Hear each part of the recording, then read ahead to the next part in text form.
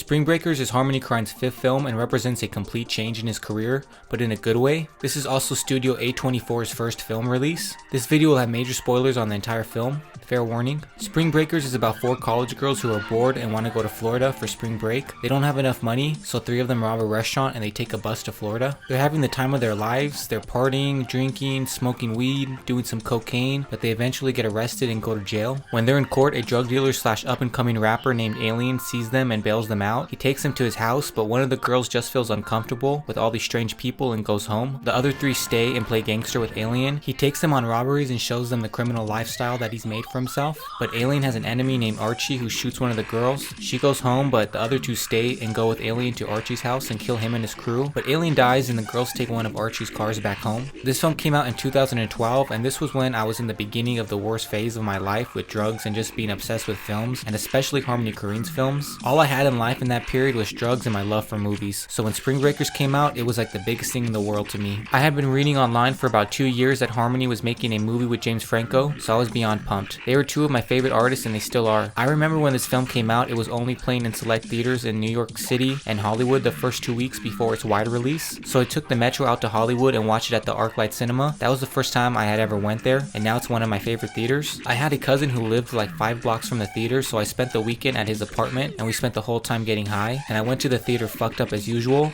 but I remember everything and I had such an amazing time. It was fun and honestly a truly great experience seeing this film at the ArcLight. I was so obsessed with this movie after, it's embarrassing. I mean, that whole period in my life is embarrassing. I hadn't watched this film in years because it reminds me of how horrible I was. I have lots of films that I try to avoid because of that, but I'll never forget that I love this movie, and I still do. I had a great time rewatching it. Movies are my absolute favorite thing in the world. They always have been ever since I was a small child. No matter how horrible my life or mental situation has been, movies make me forget about it for a few hours. That's my personal relationship to this film, but let's talk about the film itself. Harmony said he started getting images in his head of college girls in bikinis wearing ski masks. He said a big inspiration for this film was co-ed college porn. He wanted to make this film like a Britney Spears music video filmed by director Gaspar Noir. He even got French cinematographer Bernat Deby to be the director of photography, who has filmed several Gaspar Noir films. I think we have to give Bernat Deby some credit. I don't think people realize how important cinematographers are to films. Directors may know what they want, but they depend on the cinematographer to make it happen. And oh my god, this film is shot so beautifully. It's like this candy-colored neon rainbow funhouse. This is truly a visual masterpiece. Every single shot of this film is epic. I think that's why I got so stuck on this film. It's definitely what I take away the most from this film now, and this film has several nods to Britney Spears. It even has a great montage cut to her song Every Time. I think people forget how insanely famous Britney Spears was back in the early 2000s. She was the most famous pop star in the world for a few years. She's exactly what these girls would have grown up listening to. Let's talk about the music and score for this film because it plays a big part of the film. The music was made by Cliff Martinez and Sonny Moore of the electronic band Skillrex, or however the hell you pronounce that. Personally, I'm not a big fan of Skillrex or electronic music in general, but he has some good songs and they work for this film. And I've always liked Sonny Moore from his days as the lead singer in the band from first to last. And Cliff Martinez is one of my favorite musicians of all time. He created some of my favorite scores with films like Wonderland, Drive, and Contagion. His score really takes his film up a notch. Let's talk about Alien. Alien is pure charisma. He's a sociopath and a bit clownish, but in the end he's kind of a sweet person. He's a gangster mystic. He refers to himself as a gangster with a heart of gold. I think when you watch this film you assume he's going to be a pure scumbag and rape or pimp out these young girls, and I think he didn't have the purest intentions when he bailed them out of jail. I'm sure there was something sinister behind that, but in time he starts to fall in love with them. That scene when he pretends the guns are their dicks and sucks them off, he tells them, "You're my motherfucking soulmates," and I believe him. By the end of the film, he looks at this situation as a boyfriend and girlfriend relationship.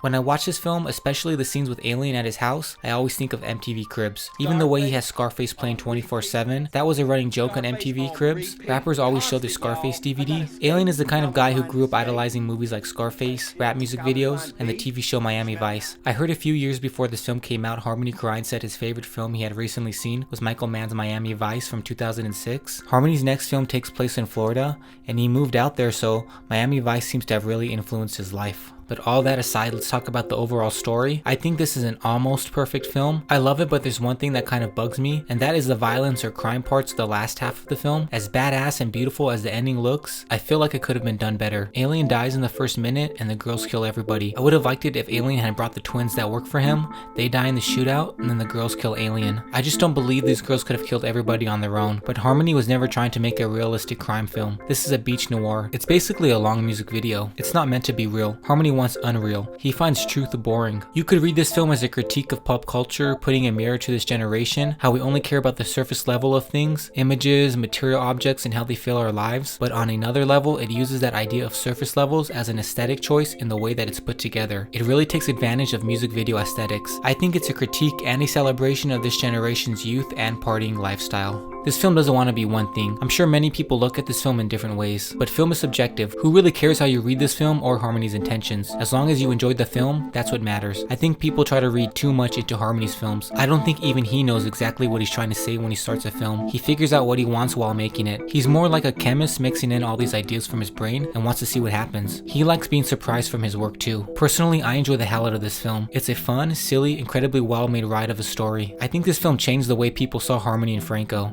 Before this, Harmony was very well respected in the art world, but he made smaller independent movies like Gummo that were meant for a much smaller audience. Spring Breakers showed the world Harmony was capable of so much more and could make films for the general public without compromising his artistic expression. So that's my review on Spring Breakers.